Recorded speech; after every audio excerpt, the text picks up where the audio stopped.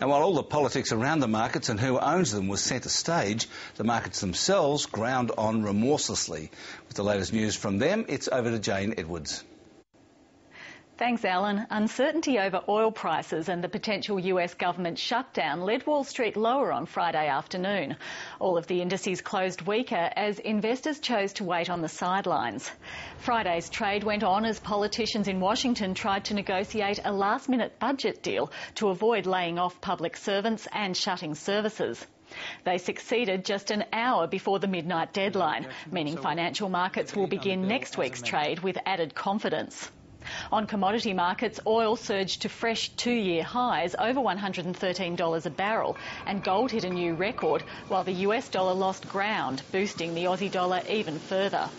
The focus will now be on US earnings season, which begins on Tuesday, Australian time.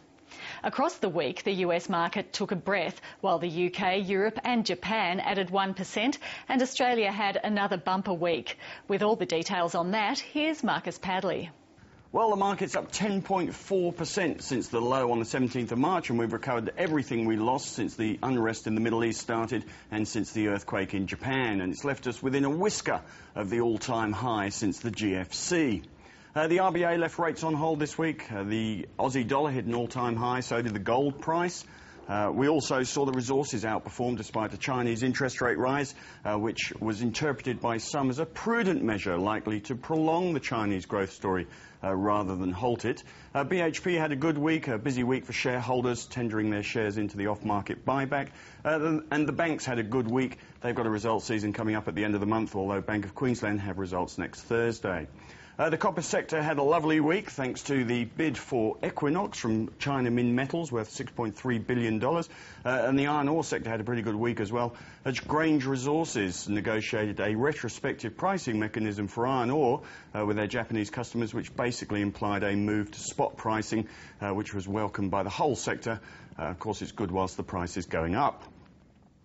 Meanwhile, Leighton Holdings has been in a trading halt ahead of an expected profits warning. The ASX had an okay-ish week, despite the Singapore Stock Exchange merger being blocked by Wayne Swan. We saw Woolworths announce a new CEO-elect, who talked about a new era of growth, although it hasn't quite happened in the Woolworths share price this week. And we saw QBE kick off the AGM season quite well by not having the profits warning that was rumoured in some of the press ahead of the AGM. And Southern Cross Media is in a trading halt ahead of a $471 million capital raising. And QR National was up this week after doing some cost cutting. Finally, Goldman Sachs is set to take over the 55% of Goldman Sachs JB Weir Australia that it doesn't already own, and that apparently is going to leave 133 partners sharing around $550 million.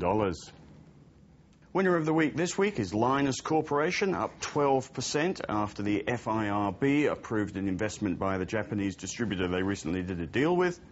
And loser of the week is Ausdrill, down 5% after a $129 million oversubscribed share placement.